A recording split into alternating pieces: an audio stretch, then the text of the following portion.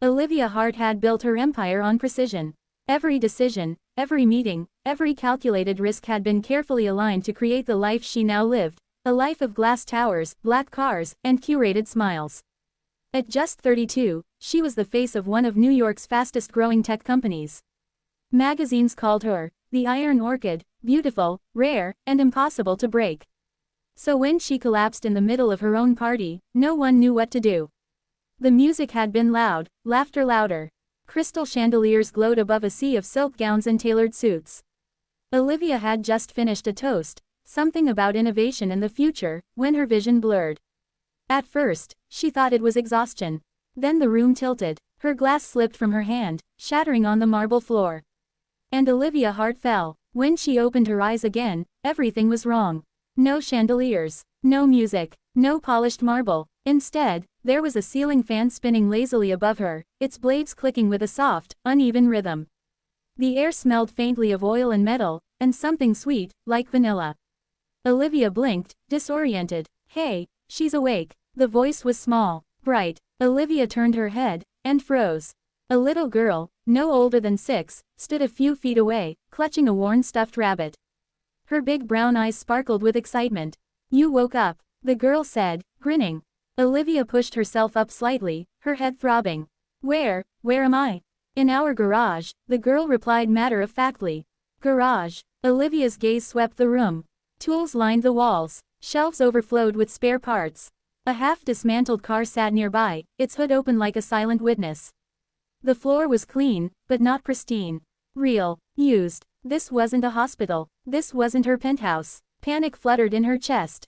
"How did I get here?" she asked sharply. "Dad brought you," the girl said. "You fainted on the street."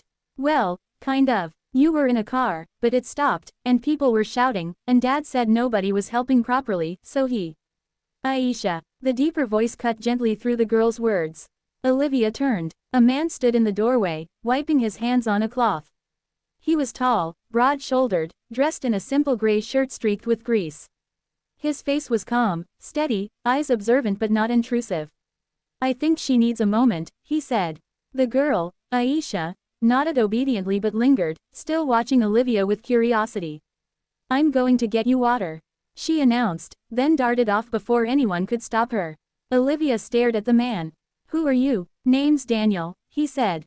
"I run this garage. Why am I here and not in a hospital?" Daniel shrugged slightly. "Ambulance was delayed. You collapsed outside your venue. Traffic was a mess. People were crowding, recording, arguing. You weren't getting help fast enough. So you just took me. I helped you," he corrected calmly. "Brought you somewhere safe. You were conscious for a minute in the car. You said you didn't want a hospital." Olivia frowned. "That doesn't sound like me." "Maybe not the version of you you're used to," he said.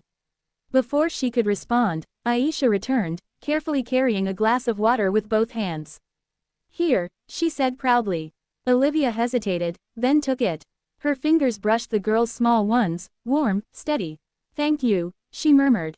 Aisha beamed like she'd just been awarded a medal. Hours passed. Olivia learned that her phone had died.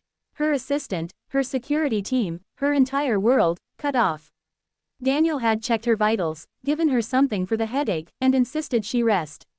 There was a quiet authority in him she wasn't used to, no deference, no fear. Just calm certainty. Aisha, meanwhile, stayed close. "Do you really live in a giant building?" she asked at one point, sitting cross-legged nearby. "Yes." "Do you have a pool?" "Yes." "Do you have 10 TVs?" Olivia smiled faintly. "More than that." Aisha's eyes widened. "Whoa. Do you?" Olivia asked. Aisha shook her head. "We have one, but sometimes it works weird." Olivia glanced around again. The modest space, the worn furniture tucked into one corner, the small makeshift kitchen. It was so far from her world it almost felt unreal. "Why were you working so late?" Aisha asked. Olivia paused. No one had ever asked her that before. "Because I had to," she said finally. "Why?" Another pause. "I run a company." Aisha tilted her head. "Does it make you happy?" The question landed harder than Olivia expected. She opened her mouth, then closed it. "I don't know," she admitted. Aisha nodded thoughtfully, as if that made perfect sense. Later that evening, Daniel handed Olivia a small plate of food. "It's not fancy," he said. "But it's warm." Olivia looked at it. Simple rice, vegetables, a bit of chicken. She hadn't eaten anything like this in years. Thank you, she said. They sat in quiet for a while. Then Daniel spoke. You push yourself too hard. Olivia stiffened. You don't know anything about me. I know what exhaustion looks like, he said. I see it in people who come through here. People who run until something breaks. I didn't break, she said defensively. He met her eyes. You collapsed. Silence. For the first time in a long time, Olivia didn't have a response ready.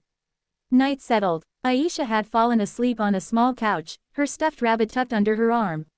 Olivia stood near the open garage door, looking out at the quiet suburban street. No flashing lights, no noise, no pressure, just stillness. You can call someone in the morning, Daniel said from behind her. I fixed your phone, should hold enough charge. Thank you, she said softly. Another pause. Why did you help me? She asked. Daniel leaned against the wall, arms crossed. Because you needed help. That's it, that's enough, isn't it? Olivia looked down. In her world, nothing was that simple. The next morning, her phone buzzed endlessly the moment it powered on. Missed calls, messages, panic, her assistant, board members, news alerts. CEO Olivia Hart collapses at gala, condition unknown. Her world had been spinning without her. She stared at the screen, then slowly locked it. You're not calling them? Daniel asked. I will, she said. Just, not yet. Aisha ran in, already full of energy. You're awake. Do you feel better? Olivia smiled, genuinely this time. Yes, she said. I do. Good, because I drew something for you. She held up a crayon drawing. It was messy, colorful, and unmistakable. 3 figures stood in front of a little garage. A tall man, a small girl, and a woman in a dress. Above them, a bright yellow sun. Olivia felt something tighten in her chest. That's us, Aisha said proudly. Olivia swallowed. No one had ever drawn her into something so simple, so warm. It's beautiful, she said. An hour later, a sleek black car pulled up outside. Her world had found her again. Men in suits stepped out, urgency in every movement. Ms. Hart, thank God. I'm fine, she said, stopping them. She turned back toward the garage.